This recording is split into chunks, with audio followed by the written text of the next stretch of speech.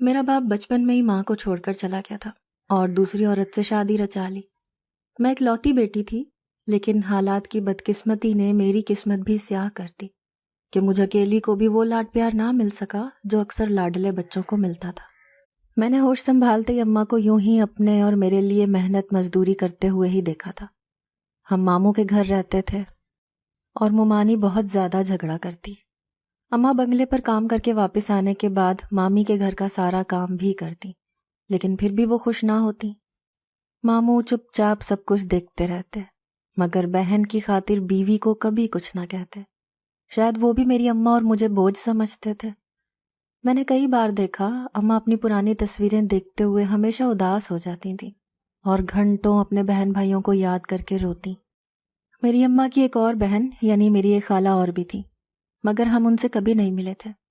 اماں بتاتی تھیں کہ وہ ملک سے باہر ہوتی ہیں، لیکن مامی ہمیشہ خالہ کے بارے میں بری باتیں کرتی اور کہتی کہ انہوں نے اپنی پسند سے بھاگ کر شادی کی تھی، اسی لیے ان کے ہاں پہلی ہی اولاد پر انہیں سزا مل گئی۔ میری خالہ کا بیٹا خواجہ سرا تھا اور وہ اب بھی اپنے ماں باپ کے ساتھ باہر کے ملک میں ہی رہتا تھا۔ میں کبھی کبھی سوچتی کہ اگر وہی بیٹا ان کا اس ملک میں پیدا ہوا ہوتا تو کیا وہ اتنی آسانی سے ماں باپ کے ساتھ رہ لیتا؟ اس کا جواب صرف نہیں تھا۔ پھر اس کی پرورش ماں باپ نے نہیں بلکہ کسی گرو نے ہی کرنی تھی۔ یہی سب حالات دیکھتے اور سہتے ہوئے میں جوان ہو گئی۔ میں نے خوب قد کاٹ اور رنگ روپ نکالا تھا۔ میری خوبصورتی سے ہر کوئی متاثر ہوتا تھا۔ دوسری طرف میرے ماموں کی بیٹیاں خوبصورت نہیں تھیں، اسی لیے وہ دونوں مجھ سے بہت زیادہ جلتی تھیں۔ مامی کا رویہ بھی میرے ساتھ اچھا نہیں تھا۔ وہ اکثر اماں سے کہتی کہ بیٹی پر نظر رکھو، کہیں یہ بھی اپنے باپ اور خالہ کے نقش قدم پر نہ چل پڑے۔ مجھے ممانی کی باتوں پر دل سے افسوس ہوتا کہ نہ جانے کیوں وہ ہم ماں بیٹی کے لیے اتنی نفرت دل میں رکھتی ہیں، جبکہ ہم تو ان کا برا نہیں سوچتے۔ ایک دن میری سالگرہ پر ممانی کی دونوں بیٹیاں مجھ سے کہنے لگی، آج ہم تمہیں گھر سے باہر گھمانے پھرانے لے کر جائیں گے، تم بس اپنی اماں سے اجازت لے لو۔ لیکن یہ بات ہم نے اپنی امی کو نہیں بتائی، تم بھی نہ بتانا۔ میں گھومنے پھرنے کے شوق میں ان کی باتوں میں آ گئی اور اماں سے جھوٹ کہا کہ ٹیوشن والی باجی سے کچھ سوال پوچھ کر آتی ہوں، کل میرا ٹیسٹ ہے اور مجھے سمجھ نہیں آ رہا ہے۔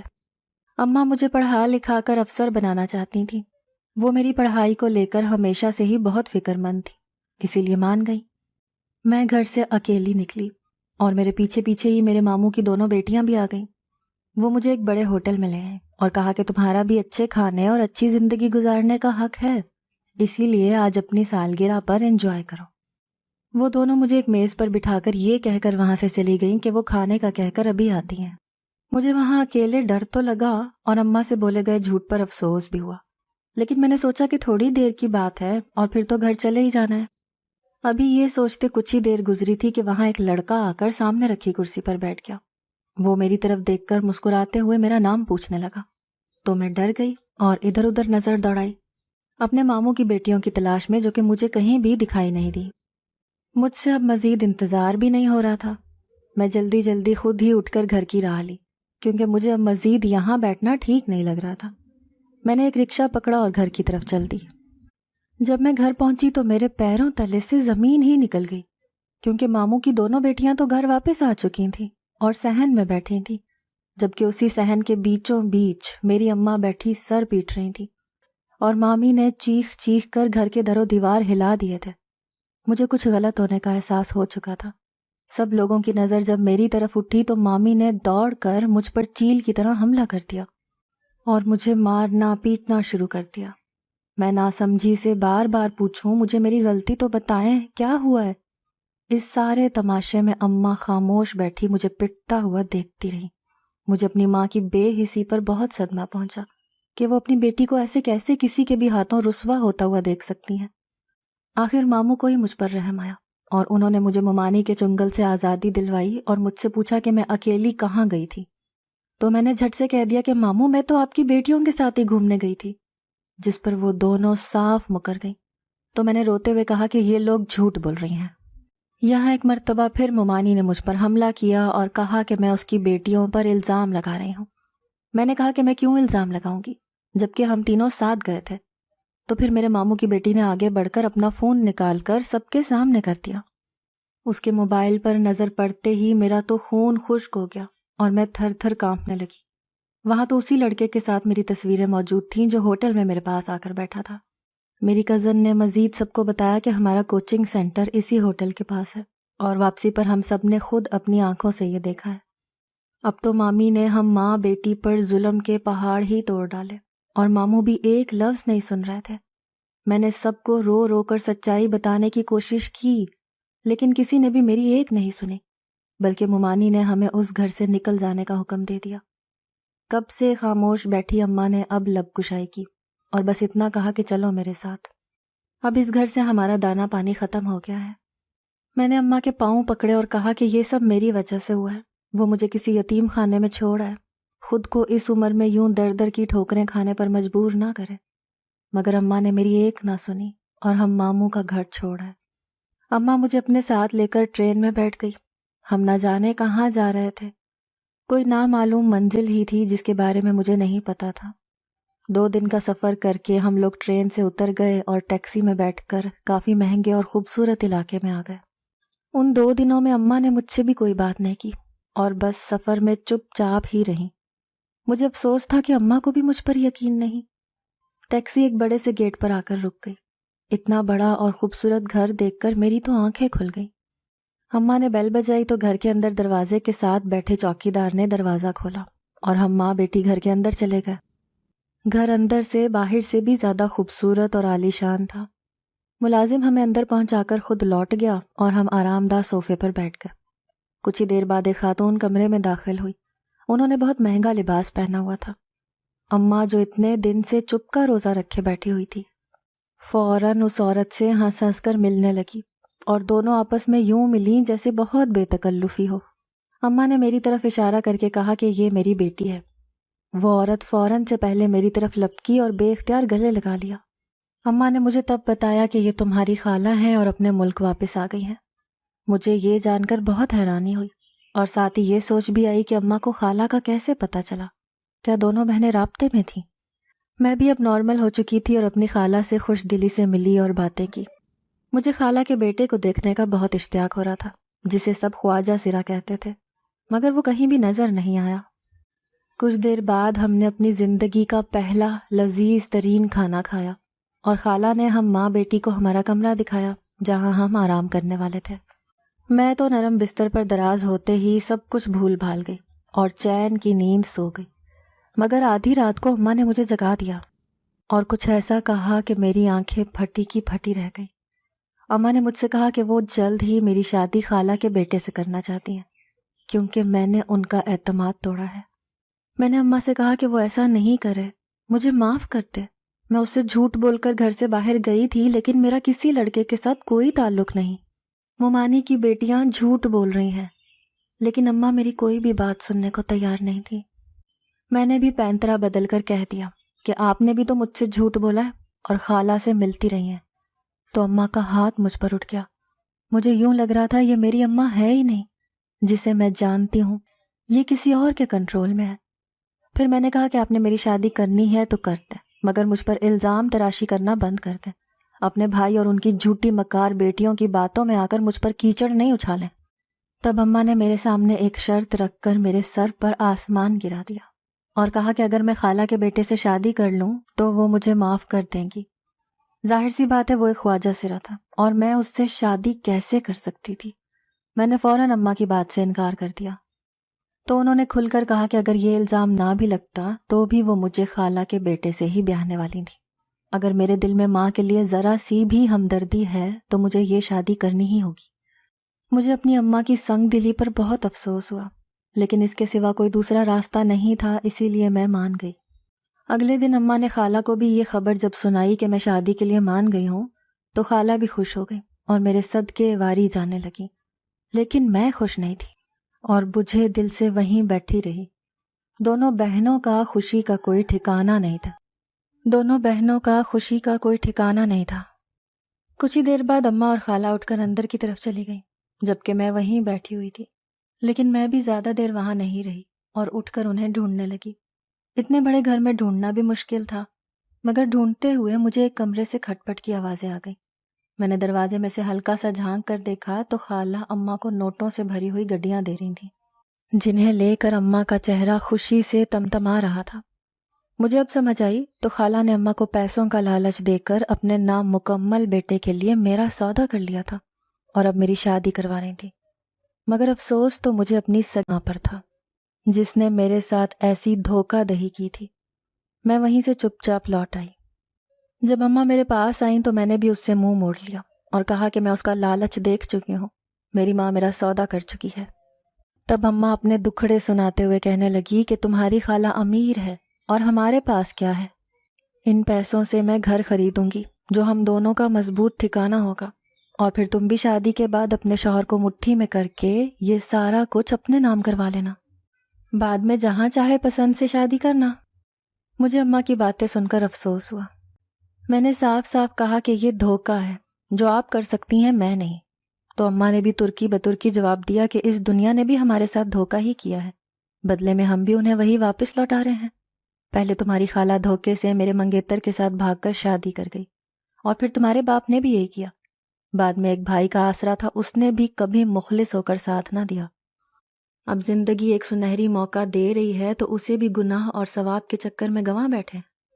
میں نے اماں سے کہا کہ میں مانتی ہوں ان سب نے غلط کیا، لیکن اب جو آپ کر رہی ہیں اس کے بعد ان میں اور ہم میں کیا فرق رہ جائے گا؟ لیکن میری اماں میری کوئی بھی بات سننے سمجھنے کو تیار نہیں تھی۔ اسی رات اماں مجھے وہاں اکیلا چھوڑ کر وہاں سے چلی گئیں۔ صبح اٹھنے پر خالہ کا رویہ بھی بدل چکا تھا، کیونکہ انہوں نے میری قیمت ادا کی تھی۔ اب میں ایک طرح سے ان کی غلام تھی۔ خالہ نے مجھے کہا کہ وہ آج ہی میرا نکاح اپنے بیٹے سے پڑھوائیں گی، جس کے لیے میں دل سے راضی نہیں تھی، مگر اماں کے لالچ نے مجھے بھی چپ رہنے پر مجبور کر دیا۔ اسی دن میرا نکاح اپنے خالہ زاد سے ہو گیا۔ نکاح بہت سادگی سے ہوا اور اس میں کوئی بھی شامل نہیں تھا، اور پتہ نہیں اماں بھی کہاں چلی گئی تھیں۔ مجھے اماں کے لالچ پر دل سے ملال تھا۔ نکاح کے بعد مجھے میرے شوہر کے کمرے میں پہنچا دیا گیا، جہاں میں پہلے کبھی نہیں آئی تھی، مگر اب تو اسی کمرے میں نہ جانے کب تک قیدیوں جیسی زندگی گزارنی تھی۔ مجھے اپنی خالہ کی چالاکی پر جی بھر کے غصہ آیا، جس نے اب تک مجھے اپنے شوہر کو دیکھنے بھی نہیں دیا تھا۔ نہ جانے اس کے پیچھے خالہ کا کیا مقصد تھا۔ کچھ ہی دیر بعد کمرے کا دروازہ کھلنے کی آواز آئی، اور ساتھ ہی کوئی بھاری آواز کے ساتھ گلا کھنکار کر آگے بڑھا۔ میں اپنے بیڈ پر سمٹ سی گئی اور ایک چور نگاہ اس شخص پر ڈالی تو میری نگاہیں پلٹنے سے انکاری ہو گئیں۔ آنے والا شخص انتہائی خوبرو تھا اور کہیں سے بھی خواجہ سرا نہیں لگتا تھا، مگر حقیقت تو یہی تھی کہ وہ نامکمل تھا۔ وہ شخص میرے پاس آ کر بیٹھ گیا۔ مجھے یقین نہیں ہو رہا تھا کہ اتنا خوبصورت مرد میرا شوہر ہو سکتا ہے۔ اس نے اپنی وجاہت سے بھرپور مردانہ آواز میں مجھے سلام کیا اور حال احوال پوچھا، جس کا میں نے کانپتی ہوئی آواز میں جواب دیا، کیونکہ اس وقت میں حیرت کے سمندر میں غوطہ زن تھی۔ میرے شوہر نے مجھے منہ دکھائی کا قیمتی تحفہ دیا اور مجھ سے خوبصورت لفظوں میں اظہار کیا۔ میں بھی خوش ہو گئی اور میرا ڈر بھی جاتا رہا۔ اس کے بعد ساری رات پیار محبت میں گزر گئی اور مجھے امید ہوئی کہ میری زندگی میں بہت بہتری آ جائے گی۔ لیکن صبح ہوتے ہی ایک شور کی آواز سے میری آنکھ کھلی اور میں نے دیکھا کہ خالہ میرے کمرے میں آ چکی تھی، اور میں حیران رہ گئی جب خالہ کے ساتھ ایک لڑکا تالیاں بجاتے ہوئے آیا اور میرے پہلو میں براجمان ہو گیا۔ میں ڈر سے چیخ مار کر دوسری طرف ہو لی۔ آنے والے اس لڑکے کا انداز ہو بہو کسی خواجہ سرا جیسا تھا، جبکہ میرا شوہر کمرے سے غائب تھا۔ میں نے پوچھا، خالہ یہ کون ہے؟ تو خالہ نے میرے سر پر یہ کہتے ہوئے بم پھوڑا کہ یہی تو تمہارا شوہر ہے، اور یہ رات اپنے دوستوں کے ساتھ گیا ہوا تھا، دیر سے واپس آیا تو دوسرے کمرے میں سو گیا۔ میں کبھی اپنے شوہر کو دیکھوں، کبھی رات کے مناظر کو یاد کروں۔ میرا دل چاہا ابھی زمین پھٹے تو میں اس میں سما جاؤں یا یہاں سے بھاگ کر کہیں چھپ جاؤں۔ میں نے چاہتے ہوئے بھی خالہ کو کچھ نہیں بتایا کہ رات میں میرے کمرے میں کوئی اور تھا اور تقدیر میرے ساتھ کتنا بڑا مذاق کر چکی ہے۔ میں نے خود کو سنبھالتے ہوئے جلدی سے اٹھ کر اپنا حلیہ درست کیا اور اپنے اصلی شوہر کو دیکھا، جو کہیں سے بھی وجیح مرد نہیں لگ رہا تھا، جو رات میرے کمرے میں آیا تھا۔ یہ تو اپنے انداز و اطوار سے پورا خواجہ سرا تھا۔ اس کے ساتھ میں کیسے زندگی گزار سکتی تھی؟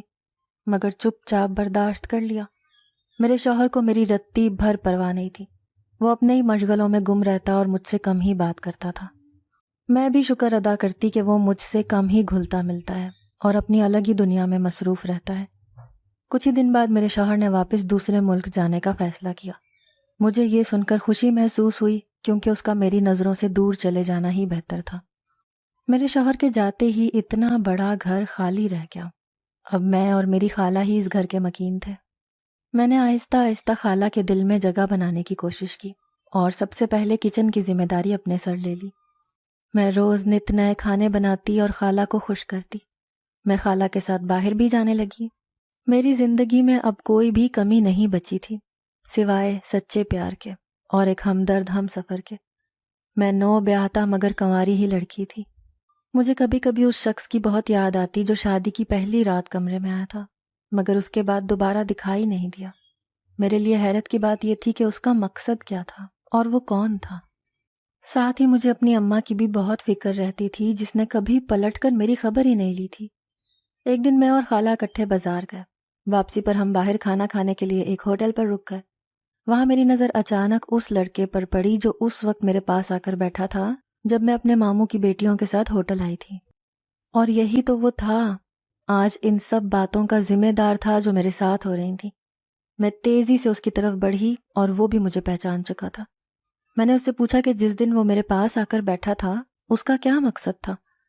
وہ لڑکا کچھ لمحے تک خاموش رہا اور پھر اس نے سب سچ بتا دیا کہ اسے میرے ماموں کی بیٹیوں نے ایسا کرنے کو کہا تھا۔ مجھے اس وقت شدت سے خواہش ہوئی کہ کاش اماں بھی یہاں ہوتی اور میری بے گناہی کا ثبوت اپنی آنکھوں سے دیکھ لیتی کہ کیسے ان کے اپنوں نے مجھے نظروں سے گرانے کے لیے یہ سب ڈرامہ رچایا تھا۔ مگر اماں ہوتی بھی تو کچھ نہ کرتی کیونکہ اس کی آنکھوں پر بھی لالچ کی پٹی بندھ گئی تھی۔ جب ہم گھر واپس آئے تو کچھ ہی دیر بعد خالہ گھبرائی ہوئی میرے پاس آئی۔ اس کی اڑی ہوئی رنگت دیکھ کر میرا دل کسی انہونی کا بتانے لگا۔ خالہ نے بتایا کہ اماں کا ایکسیڈنٹ ہوا ہے اور وہ ہسپتال میں ہے۔ مجھے اطلاع ہوئی ہے۔ میں ماں کی بیماری کا سن کر پریشان ہو گئی۔ فوراً ماں کے پاس پہنچی جہاں اس نے مجھ سے معافی مانگی، لیکن میں اس ارادے سے ابھی نہیں تھی اور اماں سے کہا کہ میں اس جیسی ہرگز نہیں ہوں، میں اپنی ماں کا ساتھ چھوڑنے والی نہیں ہوں۔ اماں اپنی دونوں ٹانگوں سے معذور ہو گئی تھی۔ میں اماں کو اپنے پاس لے آئی اور دن رات ان کی خدمت میں ایک کر دیے۔ ساتھ ہی اس مشکل وقت میں خالہ نے بھی میرا بھرپور ساتھ دیا۔ ایک رات میں اماں کے پاس سے اٹھ کر اپنے کمرے میں جانے لگی تو مجھے گھر کے پچھلے حصے میں سے آوازیں سنائی دی۔ میرے قدم خود بخود اس جانب بڑھ گئے اور میں نے دیکھا کہ وہاں خالہ کے ساتھ کوئی دوسرا بھی ہے جس سے خالہ رازداری میں باتیں کر رہی ہیں۔ میں وہاں سے پلٹ آئی مگر اب مجھے خالہ پر نظر رکھنے کی ضرورت تھی، مبادا کوئی نیا کھیل کھیلا جا رہا ہو۔ اگلے روز سے میں نے خالہ پر نظر رکھی اور پھر اسی جگہ پر آدھی رات کو خالہ کو جاتے ہوئے دیکھا تو میں بھی اس کے پیچھے پیچھے چلی گئی، جہاں میری خالہ اسی شخص کے ساتھ کھڑی باتیں کر رہی تھیں جو شادی کی پہلی رات میرے کمرے میں آیا تھا۔ تو خالہ اسے پہلے سے ہی جانتی تھی اور میرے ساتھ دھوکہ کر رہی تھی، حالانکہ میں نے انہیں اپنی ماں جیسا سمجھا اور دن رات خدمت کی۔ میں نے اگلے روز ساری صورتحال سے اماں کو آگاہ کیا۔ اماں اس سارے معاملے سے لا تعلق تھیں۔ میں نے اماں کو جتایا کہ تمہارے لالچ نے ہمیں ان حالات میں لا کر پھینکا ہے، میری زندگی برباد ہو گئی ہے۔ زندگی میں تمہارے اپنوں نے تمہیں اس لیے دھوکے دیے کیونکہ تمہاری نیت میں بھی کھوٹ تھی، مگر میری نیت خراب نہیں ہے، اسی لیے میں سچائی کا پتہ لگا کر ہی رہوں گی۔ اگلے روز میں خالہ کے جانے سے پہلے دوبارہ وہاں پہنچ گئی اور ایک جگہ پر چھپ گئی۔ جیسے ہی وہ شخص دیوار پھلانگ کر آیا تو میں اس کے سامنے نکل کر آ گئی۔ وہ مجھے دیکھ کر ایک لمحے کے لیے سٹپٹا کر رہ گیا۔ میں نے اس شخص سے کہا کہ تم کون ہو اور اس گھر سے تمہارا کیا رشتہ ہے؟ تو اس نے مجھے پرسکون انداز میں جواب دیا کہ وہ میری خالہ کا بیٹا ہے۔ مجھے اس کی بات پر یقین نہیں تھا کیونکہ خالہ کا ایک ہی بیٹا تھا جو خواجہ سرا تھا اور اب مجھ بدنصیب کا شوہر تھا۔ میں ابھی اس سے سچائی پوچھنے ہی والی تھی کہ پیچھے سے مجھے خالہ کی آواز سنائی دی۔ خالہ نے پرسکون لہجے میں کہا کہ یہی میرا بیٹا ہے۔ تو میرے پیروں تلے سے زمین نکل گئی۔ میں نے ان سے پوچھا کہ وہ کون تھا جسے وہ میرے کمرے میں لا کر شوہر کہہ رہی تھی۔ تو پھر خالہ نے مجھے ساری حقیقت بتا دی۔ جب انہوں نے شادی کی تو سارے گھر والے خالہ کی شادی کے خلاف تھے کیونکہ خالہ کا شوہر میری اماں کا منگیتر تھا، مگر انہیں خالہ پسند آ گئی۔ شادی کے بعد پہلے بچے کی پیدائش پر اماں خالہ کے پاس گئیں اور واپس آ کر خاندان بھر میں مشہور کر دیا کہ خالہ نے ایک خواجہ سرا بچے کو جنم دیا ہے۔ اپنے بیٹے کے مستقبل سے گھبرا کر خالہ اور ان کے شوہر نے ملک سے باہر جانے کا فیصلہ کیا، مگر خالہ نے ہمیشہ دل بڑا رکھا اور اماں سے رابطہ ختم نہیں کیا، جبکہ اماں بدلے کی آگ میں جل رہی تھیں۔ صرف اماں کو اس سچائی کا علم تھا کہ خالہ کا بیٹا ٹھیک ہے، اس لیے کچھ سال کے بعد انہوں نے میرا رشتہ خالہ کے بیٹے کو دینے کے عوض بھاری رقم کا مطالبہ کیا، مگر یہاں میری خالہ کے بیٹے نے ماں سے کہا کہ میں کسی لالچی لڑکی سے شادی نہیں کروں گا۔ اسی لیے خالہ نے میرا امتحان لینے کی خاطر شادی کی پہلی رات کے بعد اپنے اصلی بیٹے کو سامنے نہیں لایا اور ایک خواجہ سرا کو نقلی بیٹا بنا کر کچھ عرصے تک میرا جائزہ لیا۔ میں اپنے امتحان میں کامیاب ہوئی تھی کیونکہ میں نے کبھی بھی اپنی خالہ کی دولت پر نظر نہیں رکھی تھی اور نہ ہی ان کی دولت کا لالچ میرے دل میں تھا۔ میرے شوہر اور خالہ نے مجھ سے معافی مانگ لی تھی اور میں نے بھی اپنی اماں کی طرف سے خالہ سے معافی مانگی۔ اب میں اپنے حقیقی شوہر کے ساتھ ہی رہتی اور دنیا ہمیشہ ہماری جوڑی کو سراہتی ہے۔ میری اماں اس دنیا سے جا چکی ہیں، مگر مجھے خوشی ہے کہ جاتے جاتے انہیں اپنی غلطی کو سدھارنے اور گناہ کی معافی مانگنے کا موقع اس دنیا میں ہی مل گیا تھا۔